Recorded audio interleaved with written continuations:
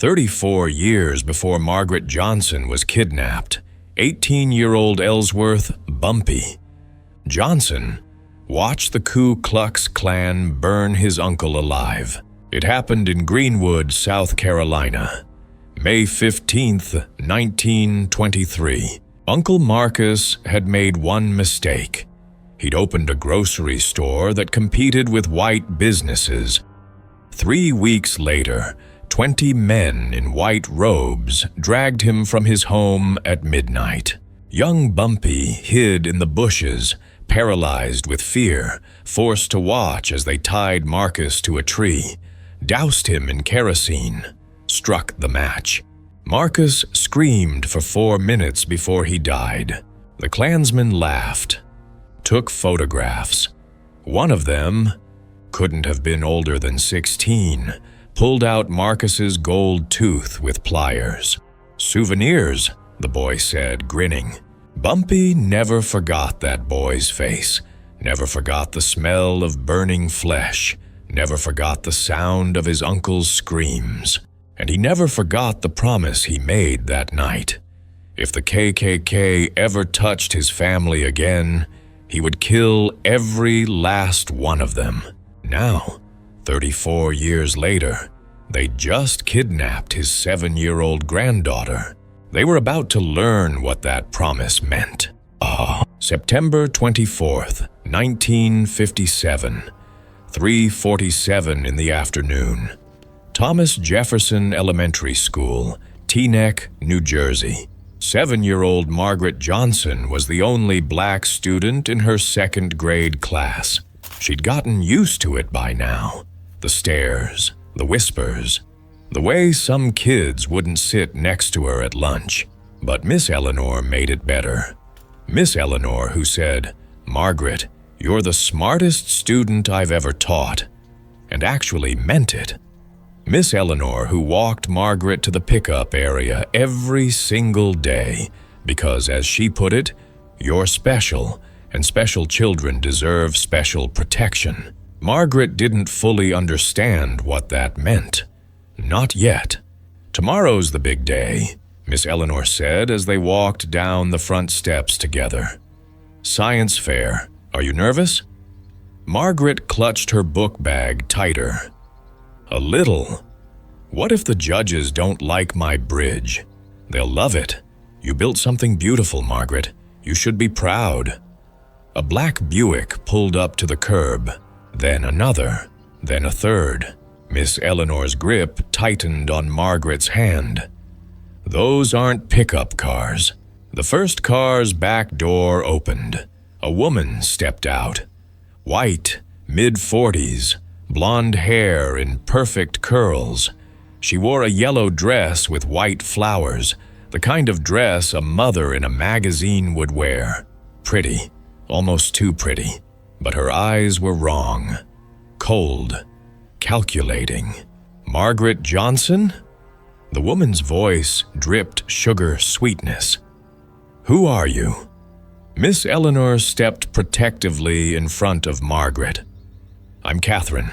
I'm a friend of Margaret's grandmother. Mamie sent me to pick her up. There's been an emergency." "What kind of emergency?" "Mamie's in the hospital. Car accident. She's asking for Margaret." Margaret's heart jumped into her throat. "Grandma's hurt?" "She's okay, sweetheart, but she wants to see you right away. Come with me." Miss Eleanor didn't move. Her teacher's instincts were screaming at her. "I need to verify this with the school office first. Margaret, stay right here with me." The woman's sweet smile disappeared like smoke. She nodded once.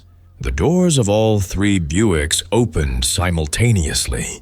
9 men stepped out, all white, all large, all moving with the precision of soldiers. "I'm afraid," the woman said quietly. "We can't wait." Miss Eleanor grabbed Margaret's hand and turned to run. One of the men punched her. Hard, square in the face. Miss Eleanor dropped like a stone. Margaret screamed. Strong hands grabbed her from behind, lifted her completely off the ground. a cloth pressed over her mouth and nose. Chemical smell, sickeningly sweet, chloroformed. Margaret fought with everything she had. Kicked, scratched, drew blood from one man's face with her fingernails. "Little bitch," the man muttered, wiping his cheek. The woman, Catherine, leaned close to Margaret's face as the world started going dark. "Sleep, little mongrel. When you wake up, you'll wish you hadn't." Everything went black. 4:15 that afternoon, Small's Paradise, Harlem. Bumpy Johnson was 52 years old, 6 feet tall, 200 pounds of muscle, scars, and hard-earned wisdom. He'd killed 17 men in his life, survived Alcatraz, built an empire on numbers, protection, and respect. But when the phone rang and Principal Harrison's panicked voice said, "Margaret's been taken," Bumpy felt real fear for the first time in 30 years. "Where is she?" His voice came out like gravel. "We don't know. 3 cars, 9 men and a woman. They chloroformed her and drove away right in front of the school. It happened in front of 20 witnesses. Mr. Johnson." "Did anyone get license plates?" "Yes, police ran them. All stolen vehicles, dead ends." Bumpy's mind was already working through the possibilities. Who takes a 7-year-old child in broad daylight? Who has 9 men and that kind of military coordination? Who targets black children at integrated schools? Only one organization fit the profile. "KKK," he said flatly. Principal Harrison's silence confirmed it. "I'm sending men to the school. Don't touch anything. Don't let the police contaminate the scene. I'm coming personally in 20 minutes." Bumpy hung up without waiting for a response. He turned to face his crew. Willie Lee, Illinois Gordon, Marcus Cole, Nat Pettigrew, Junie Bird. His 5 most trusted men, all staring at him with mounting dread. The Knights of the White Cross just kidnapped Margaret. The room went completely silent. Illinois. Gordon stood up slowly. His face, always hard as granite, somehow became harder. "Again," he said. Just that one word. Everyone in the room knew what he meant. David and Daniel Gordon, Illinois' twin sons, murdered by KKK-affiliated boys 7 years ago in 1950. Illinois had been waiting 7 years for payback that actually mattered. Willie Lee spoke carefully. "Boss, if we go to war with the KKK, this gets big. FBI, media, everyone watching. I don't care. The Italians might use the chaos to move on our territory while we're distracted. I don't care." Bumpy stood and walked to the window, looked out at Harlem. His Harlem. The streets he'd protected for 30 years. "Margaret is 7 years old," he said quietly. "She was going to present her science project tomorrow. A bridge made of popsicle sticks that I helped her build. She's brilliant, she's innocent, and some racist pieces of shit just took her because I dared to help integrate schools in New Jersey." He turned back to face his crew. Marcus asked the question everyone was thinking. "How long do we have?" "The KKK doesn't keep hostages long. 72 hours, maybe less." "Then we move now. Get everyone.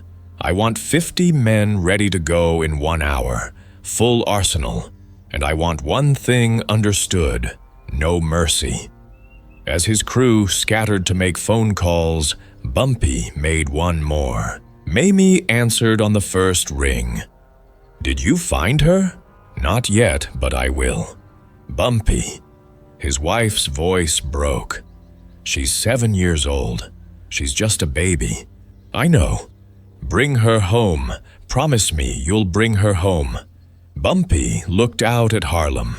at the streets he'd built his empire on, at the children playing in front of brownstones, at the life he'd fought for. I promise you, Mamie, in 72 hours, Margaret will be in our apartment, safe and sound, and everyone who took her will be dead. I believe you. I love you. I love you too. Now go get our baby." Bumpy hung up the phone and became the monster the KKK should have feared. 5:30 that evening. The crime scene at Thomas Jefferson Elementary. Bumpy walked into chaos. Police cars everywhere, ambulances, news vans already setting up their cameras. Detective Morgan, fat, corrupt, on the Italian mob's payroll, waddled over immediately. "Mr. Johnson, terrible tragedy, just terrible. We're doing everything in our power." Bumpy grabbed him by the throat and slammed him against a police car. "Where is she?"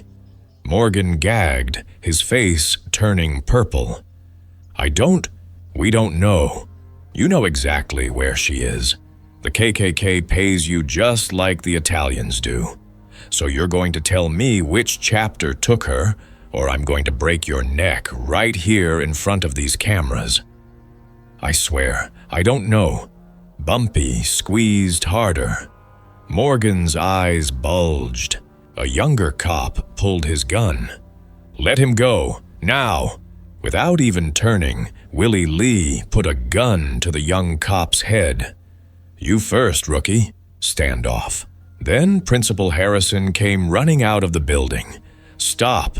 Everyone stop this right now." Bumpy released Morgan, who collapsed to the ground, gasping for air.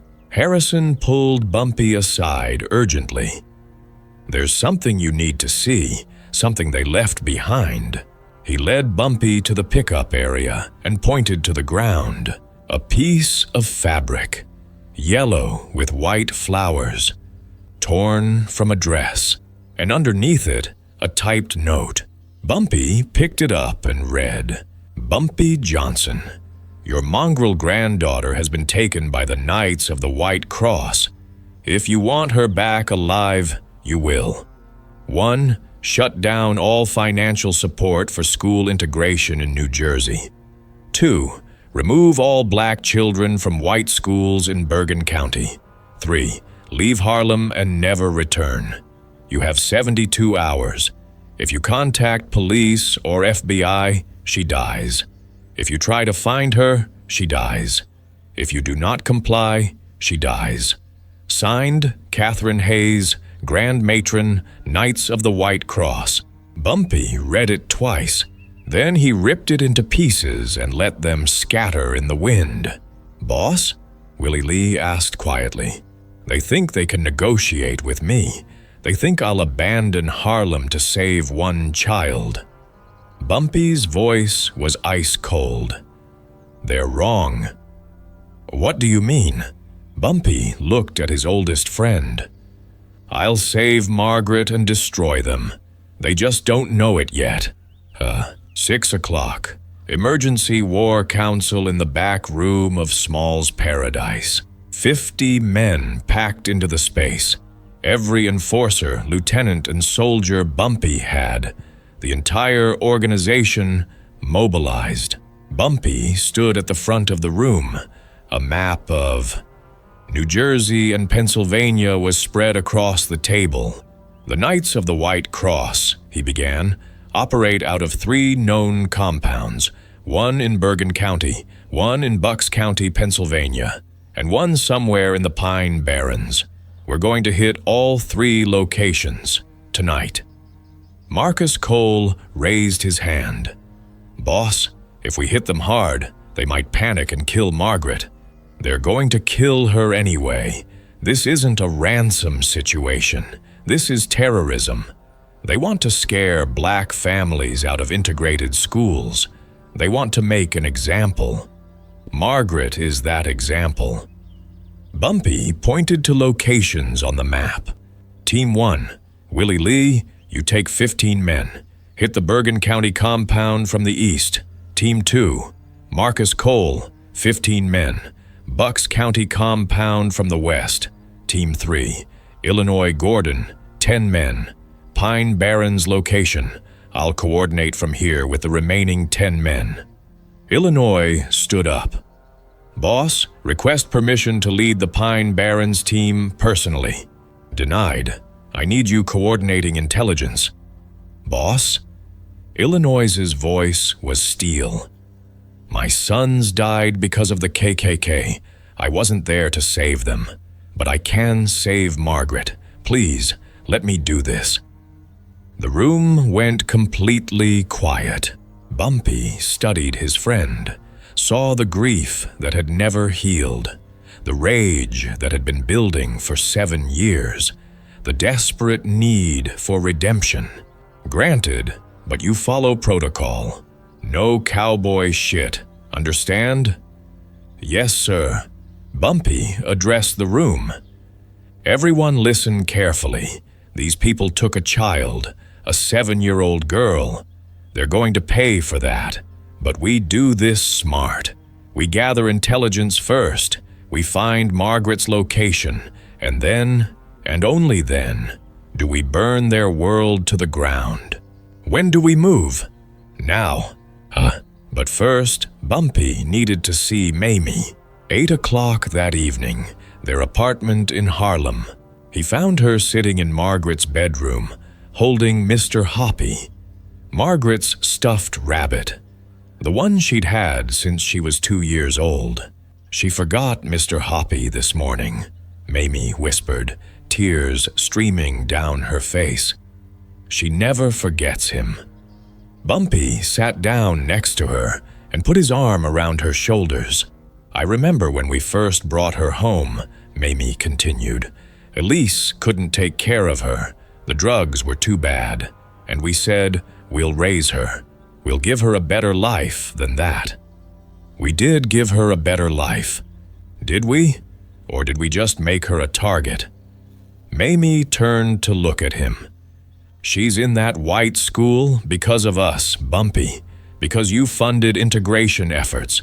Because you wanted to prove that black children are just as good as white children. And now they took her to punish you for it. Bumpy grabbed Mamie's hands and made her look directly into his eyes. Listen to me.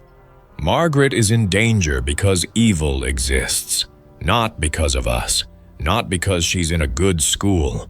Not because we loved her and gave her opportunities.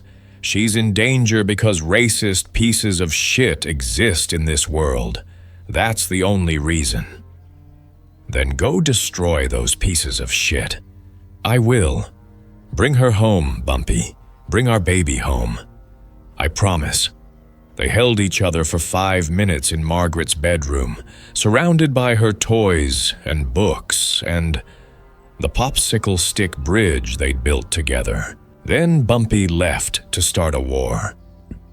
10 o'clock that night, Bergen County, New Jersey. Willie Lee's team of 15 men surrounded a farmhouse outside Teaneck, 2-story structure, isolated. 3 cars in the driveway, lights on inside. They'd gotten the address from a low-level Klansman Willie had interviewed at gunpoint outside a Newark bar. The man had talked enthusiastically after Willie broke his thumb. Standard breach?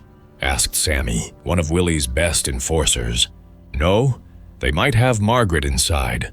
We go in quiet. Suppressors on everything. No witnesses left breathing.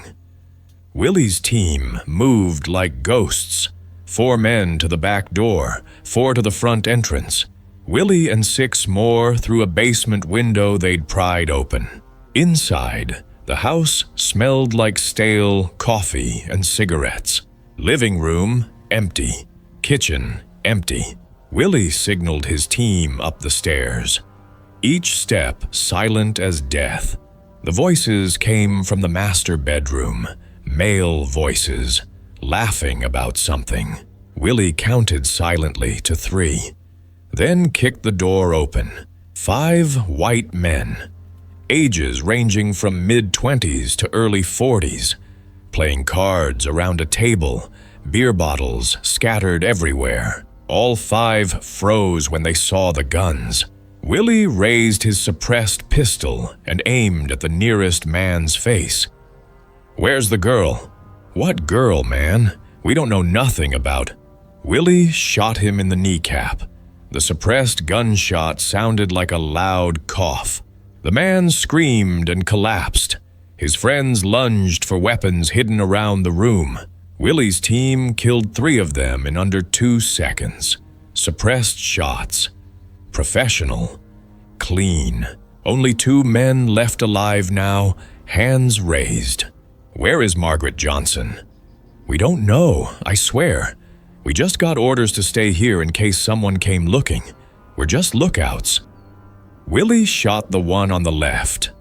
Clean headshot. Turned his gun to the last man standing. "Final chance. Where is she?" "I don't know." The man was crying now. "I swear to God, I don't know. Catherine doesn't tell us locations. She compartmentalizes everything. We're just supposed to watch this place." "Who's Catherine?" "Catherine Hayes, Grand Matron. She runs the whole operation. She's the one who took the girl herself." "Where does Catherine operate from?" "I don't know, man. She moves around constantly. 3 or 4 different safe houses. Never uses the same place twice." "Give me addresses, all of them." The man rattled off 4 locations while Willie wrote them down. Then Willie shot him too. "Boss," Sammy called from the basement. "You need to see this." In the basement, they found a planning table covered with maps and photographs, and right in the center, a surveillance photograph of Margaret Johnson. Walking out of school yesterday, pigtails bouncing, carrying her book bag, someone had drawn a red circle around her face. Written on the back of the photo, "Target acquired, grab Tuesday, 3:45 p.m. They'd been planning this for days, maybe weeks. Willie grabbed his radio. "Bumpy, Bergen location was just a lookout post, not a holding site, but I've got 4 addresses for Catherine Hayes' safe houses. Send them now. We'll hit all 4 simultaneously." "Boss, they've been planning this operation for a while. Surveillance photos, written timelines. This wasn't some random snatch and grab." Static on the line. Then Bumpy's voice, colder than Willie had ever heard it. "Then they've been planning their own deaths. They just didn't know it. Midnight, Bucks County, Pennsylvania. Marcus Cole's team of 15 men approached an abandoned warehouse on the outskirts of Philadelphia. Their intelligence said the Knights of the White Cross used it for secret meetings. Marcus sent 2 scouts ahead. They reported back in whispers. 3 guards patrolling outside the building, lights visible inside through dirty windows. Sounds of activity. "Could be Margaret in there," Marcus said quietly. "We take the guards silently." His best sniper, James, ex-Army, took out the first guard with a clean headshot from 200 yards away. The man dropped without a sound. The second guard went down via knife. Rico, one of Marcus's men, got in close and made it quick. The third guard heard something and turned, reaching for his radio. Marcus broke his neck, quick, professional, silent. They breached the warehouse through a side door. Inside, 12 men dressed in full KKK robes, standing in a circle and tied to a chair in the center of their circle. A young girl, 7 years old, black, crying. "Margaret!" Marcus started running forward, then stopped dead. The girl looked up at him with tear-filled eyes. Not Margaret. Different face, different hair. "Who are you?" Marcus whispered. "Ruby," the girl sobbed. "Ruby Sullivan. Please help me. They took me 3 weeks ago." please." Marcus's blood went ice cold. 3 weeks? The KKK had been kidnapping multiple children? How many others are there? I don't know. 5? 6, maybe? I heard them talking about it. They keep us in different places. Marcus looked at the 12 men in KKK robes surrounding her. They hadn't moved. Too still. Something was wrong. He approached the nearest robed figure cautiously and pulled back the hood. Mannequin. A fucking store mannequin dressed in KKK robes. "It's a trap," Marcus shouted. "Everyone out, now!" The explosives detonated. 4 bombs placed strategically around the warehouse. Perfectly timed. The blast wave threw Marcus 30 feet through the air. He hit the ground hard and everything went black. When he came to, ears ringing, vision blurred, tasting blood, half his team was dead.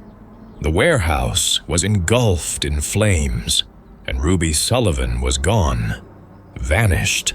On the warehouse wall, someone had spray-painted a message in dripping red letters.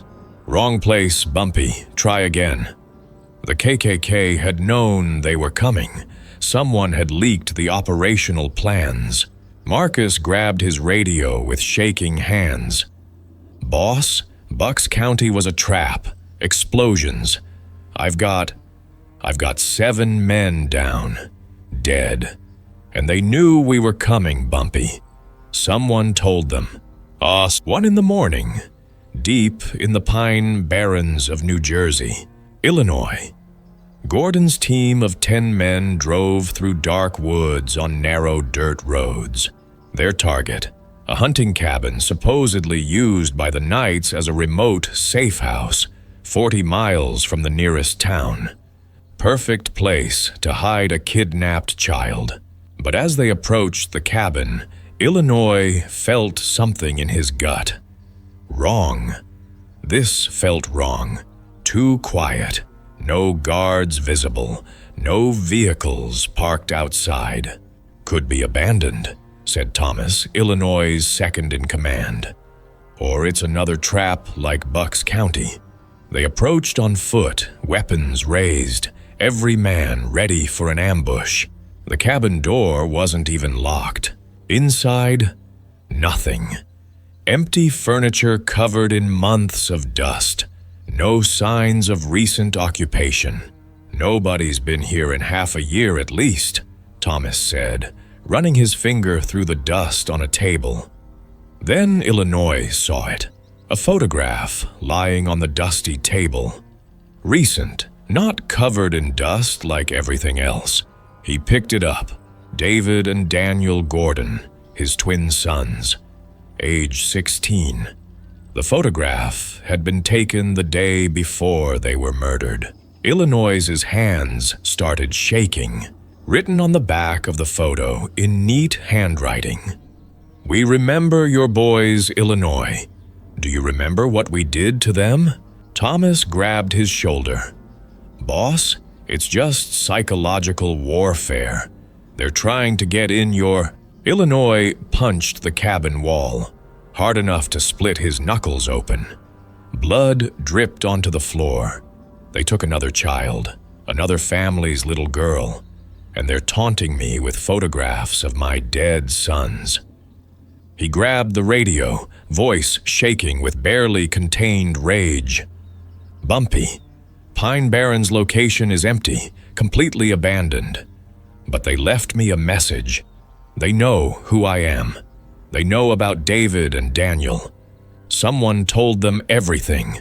Long silence on the radio. Then Bumpy's voice came through, tight and controlled. "All teams, pull back immediately. Return to Small's Paradise.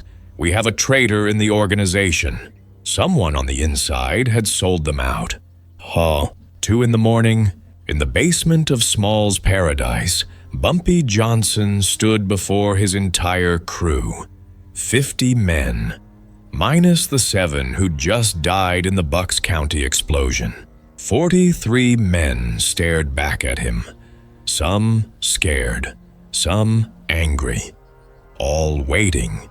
"Someone in this room," Bumpy said slowly, "sold us out."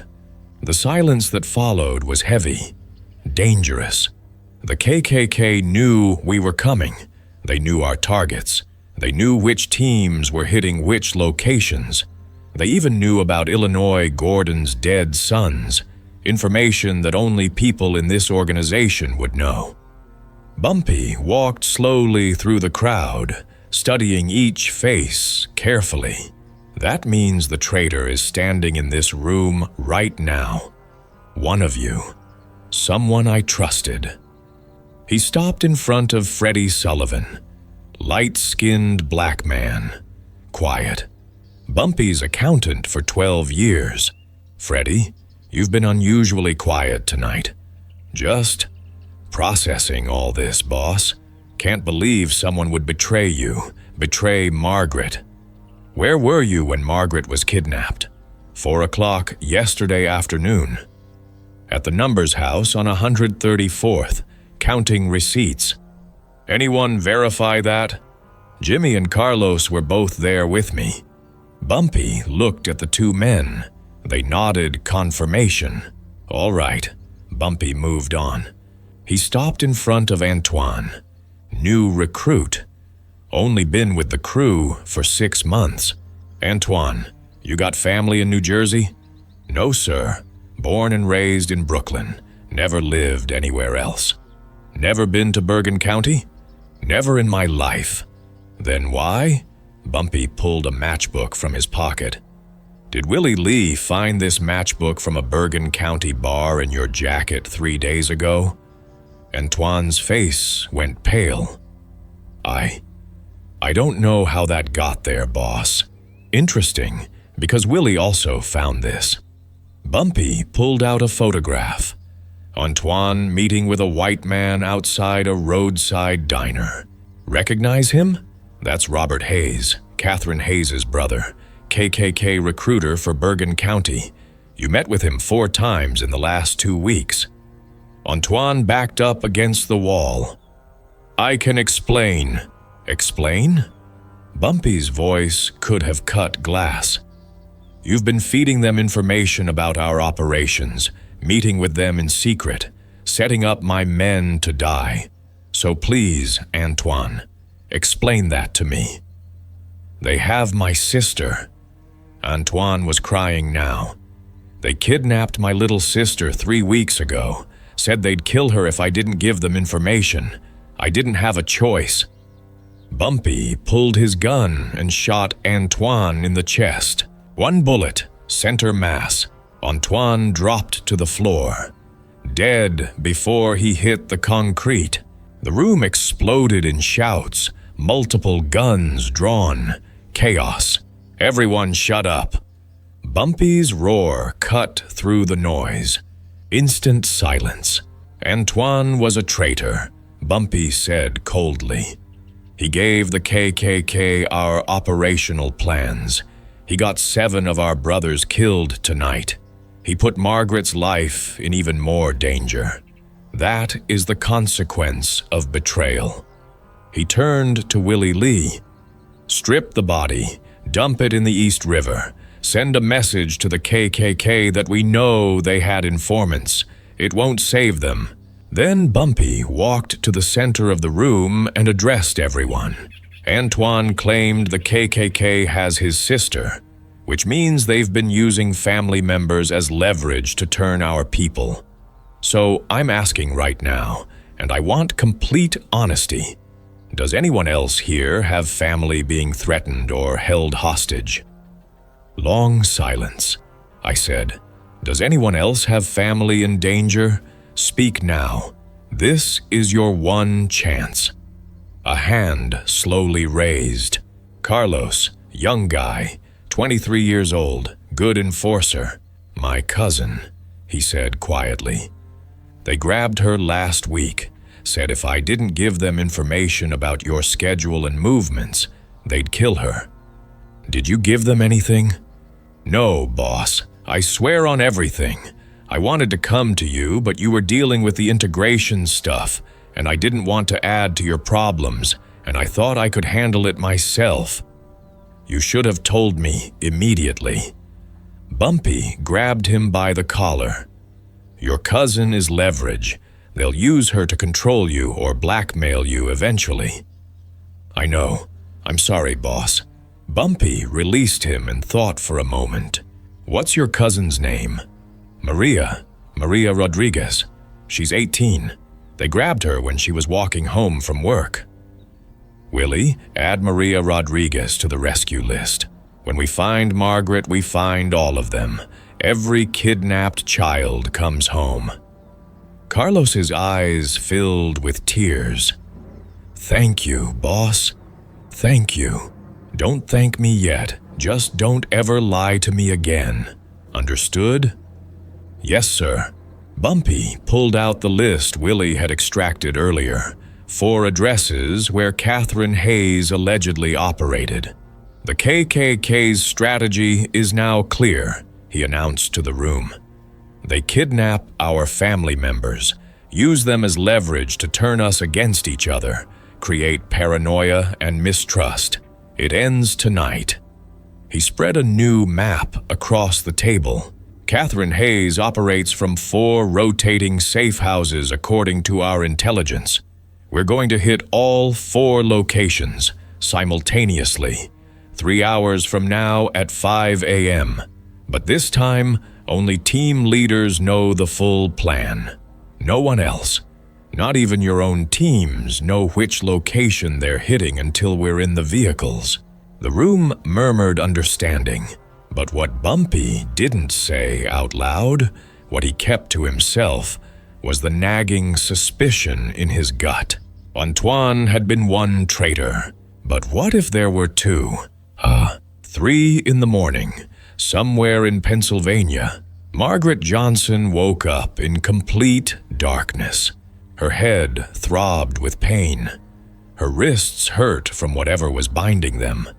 Her mouth felt like sandpaper, dry and bitter with the chemical taste of chloroform still lingering. She was in a basement. She could tell from the cold, damp air and the smell of mold and earth. But where? And for how long had she been unconscious? Hours? A whole day? She tried to remember. The school. Miss Eleanor falling. The cloth over her face. Catherine's cold blue eyes. "You're never going home." Margaret felt tears starting but forced them back. No. Crying wouldn't help. Her daddy, her grandfather, though she'd always called him Daddy, always said crying doesn't solve problems. Thinking does. She looked around, letting her eyes adjust to the darkness. There was a single dim light bulb hanging from the ceiling, concrete walls on all sides, one metal door, definitely locked, and in the corner of the basement, another person, another girl, older than Margaret, maybe 10 or 11, also black, also bound with zip ties. "Hey," Margaret whispered, "are you okay?" The girl looked up. Her eyes were red and swollen from crying. "Who are you?" "Margaret. Margaret Johnson." The girl's eyes went wide with recognition. "Bumpy Johnson's granddaughter?" "Yeah. Who are you?" "Ruby. Ruby Sullivan. They took me 3 weeks ago." 3 weeks? Margaret's stomach dropped. 3 whole weeks? Ruby nodded miserably. "They've been taking kids, black kids from integrated schools all over New Jersey. There are 4 of us that I know of, maybe more. Where are the others?" "I don't know. They keep us separated in different locations. I only know because sometimes I hear them talking when they think I'm asleep."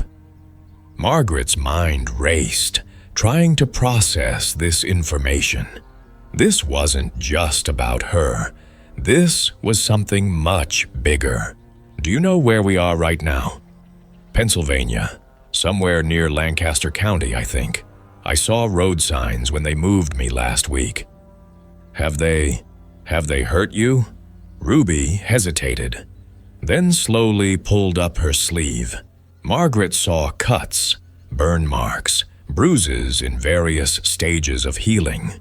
They said it's to teach our families a lesson, Ruby whispered, to scare other black kids away from going to white schools. Margaret felt rage building inside her chest, hot and fierce. My grandfather is going to kill them, all of them.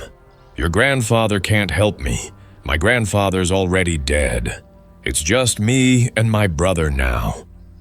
What's your brother's name? Freddie Sullivan. He works for your grandfather, actually.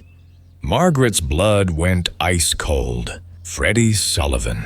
She'd heard that name before. One of Daddy's accountants. Which meant Ruby's brother had probably betrayed Daddy to try to save her, and Daddy had probably already killed him for it. But Margaret couldn't tell Ruby that. Not now. Ruby, she said carefully. What's the last name again? Sullivan? Why? Margaret shook her head. Nothing, just, we're going to get out of here, both of us, I promise. How? We're tied up, the door's locked. There are armed guards upstairs. We're trapped. Margaret looked down at the zip ties cutting into her wrists.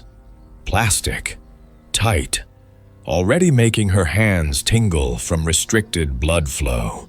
But Daddy had taught her something once, a long time ago, when she was maybe 5 years old, and asked him, what if bad people ever try to grab me? He'd shown her something, demonstrated on her small wrists with a practice zip tie. Zip ties have a locking mechanism right here, see? If you can twist your wrists just the right way, applying pressure at the exact right angle, you can break the lock. It takes patience and it's going to hurt, but you can do it. At the time, she'd thought it was just a game. A weird thing her grandfather wanted to teach her for some reason. Now she understood. It had been survival training all along. Margaret started twisting her wrists slowly and methodically, ignoring the sharp pain as the plastic dug deeper into her skin. What are you doing? Ruby whispered. Getting us out of here. 4 a.m, Bumpy's apartment in Harlem. Bumpy sat alone in Margaret's bedroom, surrounded by her things, her books, her toys, the popsicle stick bridge on her desk that they'd built together over 3 weeks. He couldn't sleep, couldn't think about anything except her face, her laugh, her voice saying, Daddy, look what I made. 7 years old and already brilliant, already brave, already everything good in this world. The phone rang. Unknown number. Bumpy answered immediately. Yes, Mr. Johnson. A woman's voice, smooth, cultured, hateful. This is Catherine Hayes. Bumpy's grip on the phone tightened until his knuckles went white. Where is she? Safe and sound, for now. Did you receive my note? I did. And what's your answer? You can go straight to hell. Catherine laughed. Actually laughed. Cold and amused. I thought you'd say something like that, which is precisely why I prepared a little demonstration for you. What demonstration? Check your mailbox, Mr. Johnson. I had a package delivered about 10 minutes ago. Special delivery. Bumpy ran to his front door and looked outside. A small box sat on his doorstep. Brown paper wrapping. No return address, no postage. He brought it inside carefully and opened it with shaking hands. Inside the box, a child's shoe. Small.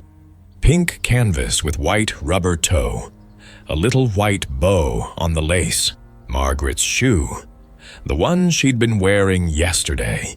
and underneath the shoe, a Polaroid photograph. Margaret, tied to a chair in some concrete basement, tears streaming down her face, holding up today's newspaper to prove she was still alive. Proof of life. Someone had written across the bottom of the photograph in black marker, 48 hours left, tick-tock. Bumpy's hands started shaking. Actually shaking. "Did you receive my package?" Catherine's voice dripped with smug satisfaction. "I'm going to kill you," Bumpy said quietly. Slowly.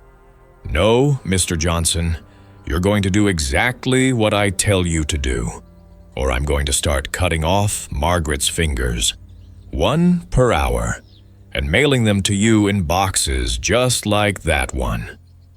Touch her again, and I will—" "And you'll what? Find me? You've been trying for 12 hours now. You hit 3 locations tonight and found absolutely nothing. Because I'm smarter than you, Mr. Johnson. I've been planning this operation for months while you've been playing neighborhood godfather." Bumpy forced himself to stay calm, to think. "What exactly do you want? I already told you in my note. Shut down your integration funding, remove every black child from white schools in Bergen County, and leave Harlem permanently. Those are my terms." "That's not going to happen. Then Margaret dies, slowly, painfully, and I'll make sure you hear every scream over the phone."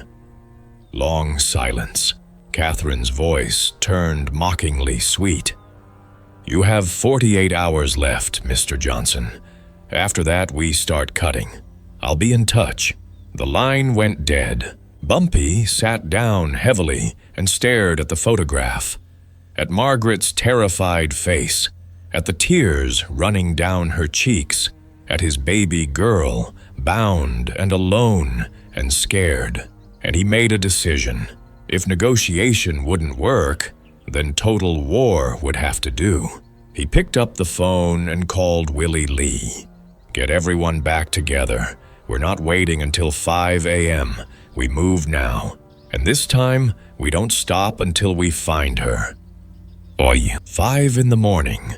4 simultaneous raids.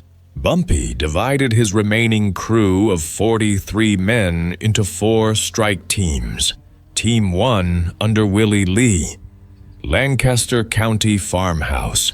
Team 2 under Marcus Cole, a different Bucks County warehouse, miles from the one that had exploded.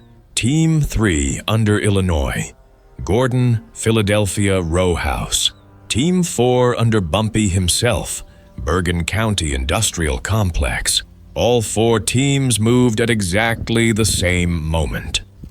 Willie Lee's team of 11 men surrounded the Lancaster farmhouse just as dawn started breaking over the Pennsylvania countryside. 2-story white farmhouse. Isolated. Perfect hostage location. "On my mark," Willie whispered into his radio. His sniper took out the single perimeter guard with a silenced shot. The man dropped into the tall grass without a sound. Willie's team breached through the front and back doors simultaneously. Inside, 4 armed Klansmen, ready and waiting. Willie didn't give them a chance to surrender. His shotgun barked twice. 2 Klansmen down. His team killed the other 2 in a brief, brutal firefight that lasted maybe 10 seconds. They swept the house methodically. Room by room. Upstairs bedroom, empty. Basement, empty. Attic storage. A girl. Black.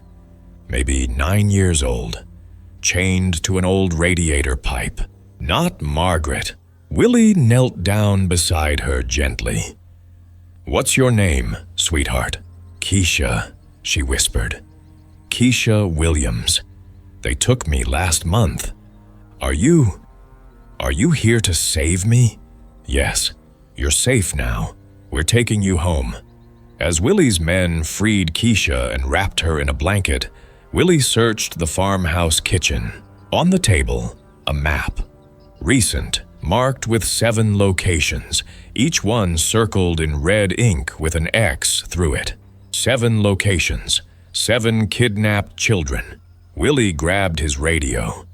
"Boss, I found another girl, Keisha Williams, 9 years old. She's alive. And I found a map. Bumpy, they have 7 kids total, 7 different locations." Bumpy's voice crackled back. "Copy that. Send me the coordinates. We hit all 7 locations. Today, right now." Marcus Cole's team approached the second Bucks County warehouse carefully. Nobody was taking chances after the explosion that had killed 7 men just hours ago. This warehouse looked active. Trucks parked outside, lights on inside, movement visible through grimy windows. "Could be a distribution point," Marcus said quietly. "Everyone ready? Suppressors on.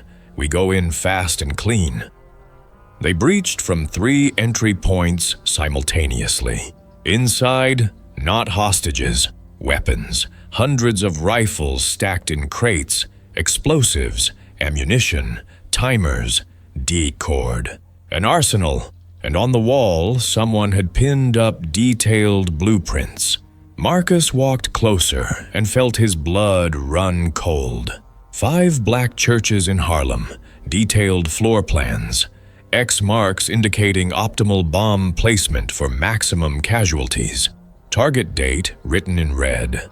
Sunday, September 29th, 1957. 5 days from now. "Boss," Marcus radioed urgently. "They're planning church bombings, multiple targets in Harlem, this Sunday during morning services. They've got enough explosives here to level all 5 buildings." "Burn it," Bumpy's voice came back immediately.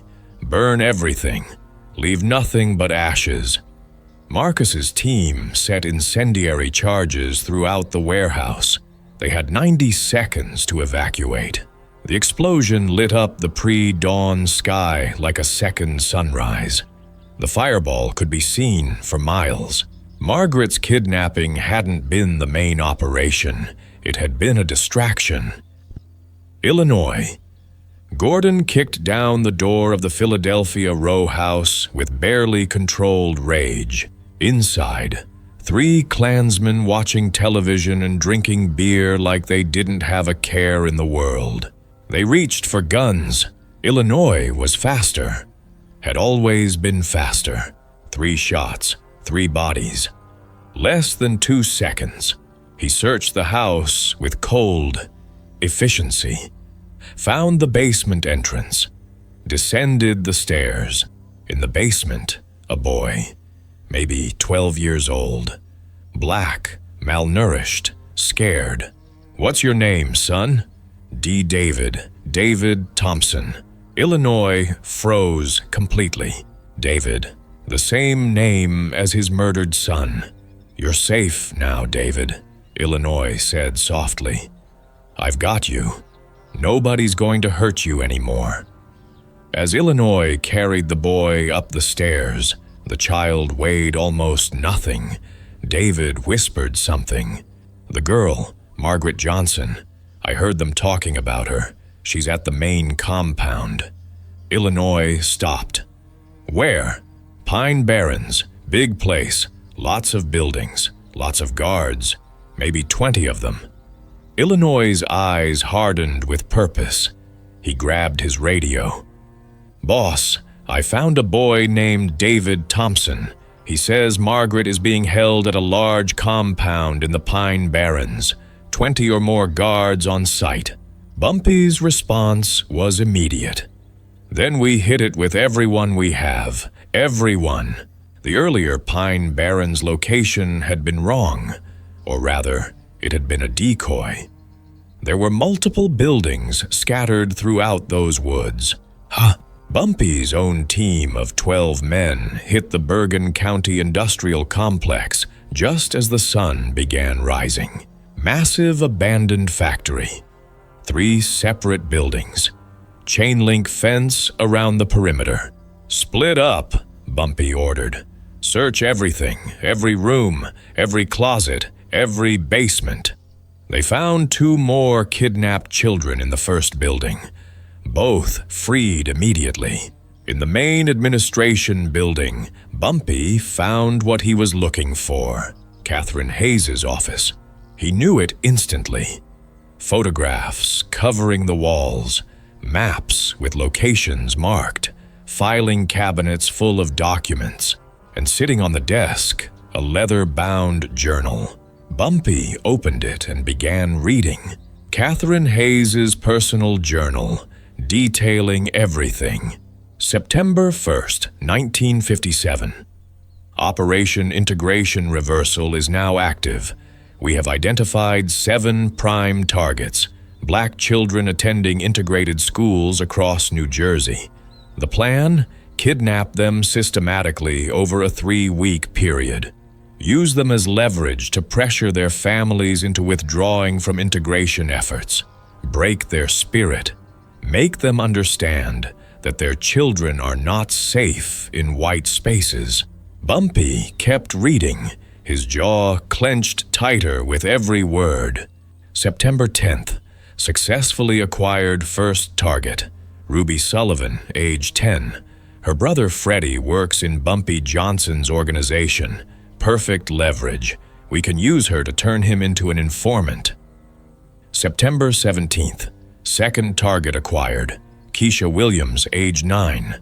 Parents are both NAACP activists. They'll get the message loud and clear. September 24th. Final and most important target. Margaret Johnson, age 7. Bumpy Johnson's granddaughter. This one will send the ultimate message. If Bumpy Johnson's own family isn't safe, then no black family in New Jersey is safe. Bumpy's hands shook as he turned the page. Backup contingency plan. If Bumpy refuses to comply with our demands, we proceed with Operation Sunday Morning. 5 coordinated church bombings in Harlem, all during peak Sunday service attendance. Estimated casualties, 500 to 700 people.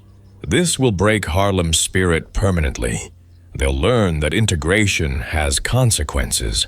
500 to 700 people dead because he dared to support school integration.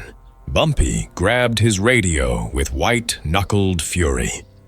All teams, cease current operations and converge on my location immediately.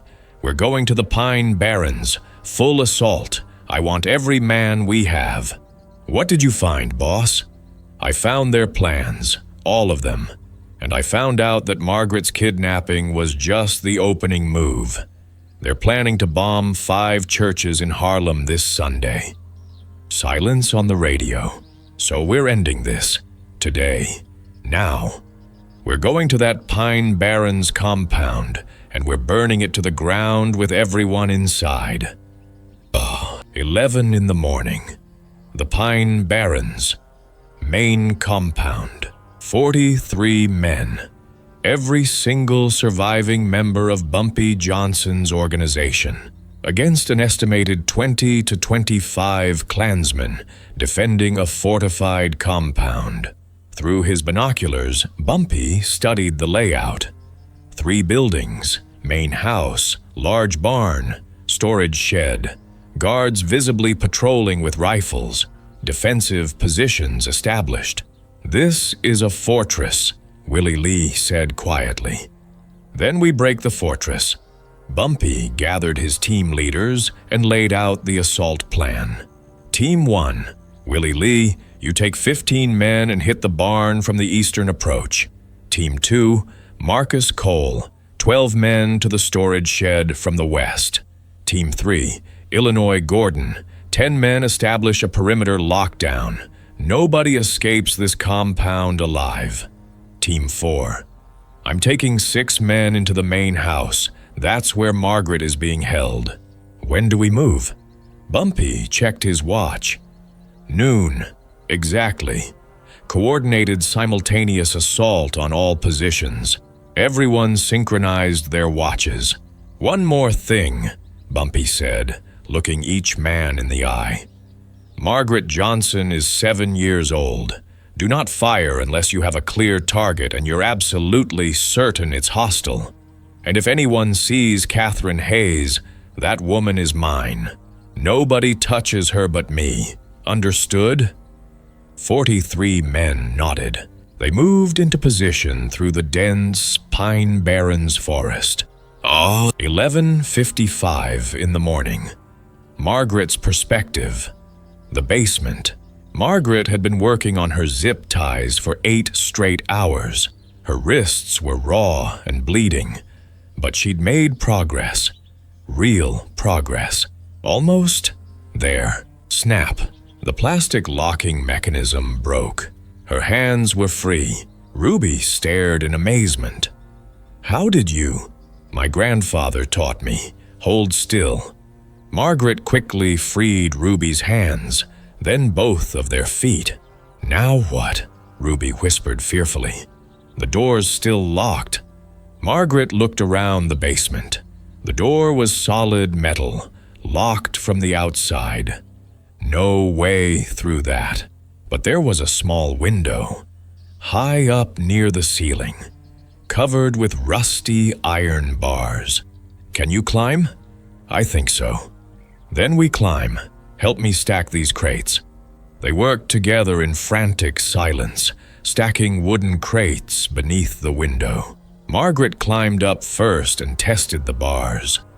Old, rusty, weak. She pushed, pulled, kicked with all her 7-year-old strength. One bar came loose with a screech of corroding metal, then another. "Come on, we can fit through." They squeezed through the narrow window opening and dropped into the tall grass outside the basement. Freedom. Sort of. They were still inside the compound, still surrounded by armed Klansmen. "We need to hide until..." Boom! A massive explosion from the direction of the barn. Then gunfire. Lots of gunfire. Automatic weapons, shotguns, shouting, screaming. "What's happening?" Ruby cried in terror. Margaret smiled for the first time in 24 hours. "My grandfather." Exactly noon, the assault began. Willie Lee's team hit the barn with breaching charges and explosives. The entire eastern wall blew inward in a shower of splinters and smoke. His 15 men stormed through the opening before the dust even settled. 8 Klansmen inside the barn returned fire immediately. Massive close-quarters gunfight. Shotguns and automatic weapons at 20 feet. Willie killed 3 men with his Thompson submachine gun in the first 5 seconds. His team killed 4 more in brutal close combat. The last Klansman tried to surrender, hands raised. Willie shot him anyway. "No prisoners. Not today." "Barn secured," he radioed. "No hostages here. Moving to support main house assault." Marcus Cole's team hit the storage shed from the west. Found 12 Klansmen inside actively preparing for the church bombings. Crates of explosives, timing devices, blueprints spread across tables. "Hands up! Everyone on the ground now!" Marcus shouted. The Klansmen chose to fight instead. Close quarters chaos. Muzzle flashes in the confined space. The smell of cordite and blood. 6 Klansmen died in the first 10 seconds. 3 more went down wounded. 3 managed to escape out the back door, running toward the main house. Marcus's team pursued without hesitation. Illinois. Gordon's perimeter team had snipers positioned in the woods, blocking all escape routes from the compound. 2 Klansmen tried to flee in a pickup truck.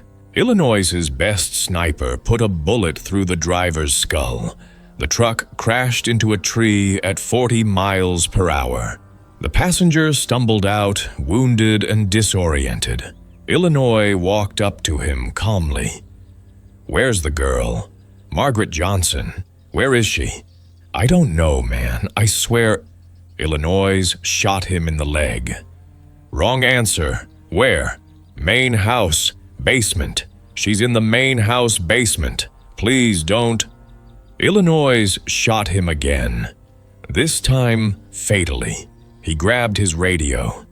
"Boss, confirmed location. Margaret's in the main house basement." "Copy. I'm going in." Bumpy's team of 7 men breached the main house through the front entrance. Explosive charge. The door blew completely off its hinges. They stormed inside in a tactical wedge formation. Living room, 2 Klansmen. Both killed before they could raise their weapons. Kitchen, 1 more. Dead. Stairs leading to the 2nd floor. 3 Klansmen entrenched at the top, firing down at anyone trying to ascend. Bumpy's team threw fragmentation grenades up the stairwell. The explosions killed 2 Klansmen immediately, wounded the 3rd badly. Bumpy walked up the stairs and put a bullet in the wounded man's head. No time for mercy. "Upper floor clear," one of his men reported. "Basement," Bumpy said. "She's in the basement. Find the entrance." They located the basement door, locked with a heavy padlock. Bumpy didn't bother trying to pick it. He simply kicked the door with all his strength. The old frame splintered. Second kick, and it flew open. Stairs leading down into darkness. Bumpy descended with his gun raised and ready. At the bottom, an empty room. Broken zip ties lying on the concrete floor. Window bars removed and bent outward. Margaret was gone. She'd escaped on her own. "No!" Bumpy's roar echoed through the basement. Then he heard it. From outside. Gunfire and a child's scream. Bumpy ran. Outside the main house, in the open field between buildings. Margaret and Ruby were running for the tree line when they heard someone shouting behind them. "Stop right there!" Margaret turned and saw her, Catherine Hayes, the woman in the yellow dress, holding a pistol. 4 armed Klansmen flanking her. All 5 of them were chasing the 2 girls. "Margaret!" A voice she knew, a voice she'd been praying to hear. "Daddy." She turned and saw him. Bumpy Johnson, 40 yards away, gun raised. Catherine grabbed Margaret from behind and put the gun to her head. "Stop! Everyone stop right now, or I blow her brains out all over this field." Everyone froze. Bumpy, 40 yards away. Gun aimed directly at Catherine's face. Catherine Hayes, holding Margaret as a human shield. Gun pressed against Margaret's temple. 4 Klansmen with their weapons trained on Bumpy. Standoff. "Drop the gun, Mr. Johnson," Catherine said coldly. "Drop it or I kill her right here and now." Bumpy didn't move, didn't lower his weapon. "I said drop it. Let her go. You first." Nobody moved, nobody breathed. Then Margaret spoke, her voice small but clear. "Daddy, remember what you taught me?" Bumpy's eyes met hers. What did I teach her? Then he remembered. The self-defense lessons when she was 5 years old. If someone ever grabs you from behind, if someone ever holds you and you can't get away, you go for the eyes. Always the eyes. Hard as you can. Margaret jammed both her thumbs directly into Catherine Hayes's eyes with all the strength her 7-year-old body possessed. Catherine screamed, a horrible, animalistic scream. She dropped the gun and staggered backward, hands clutching her face. Margaret ran. Bumpy fired. 11 shots in 8 seconds. Catherine Hayes took 3 rounds to the chest and collapsed. The 4 Klansmen all died before they could get off a single shot. Clean, professional, lethal. Margaret ran straight into Bumpy's arms. He caught her, held her, dropped to his knees, and just held her as tight as he could without hurting her. "I got you, baby. I got you. You're safe now. I knew you'd come, Daddy. I knew it. Always. I'll always come for you. Always." He sobbed.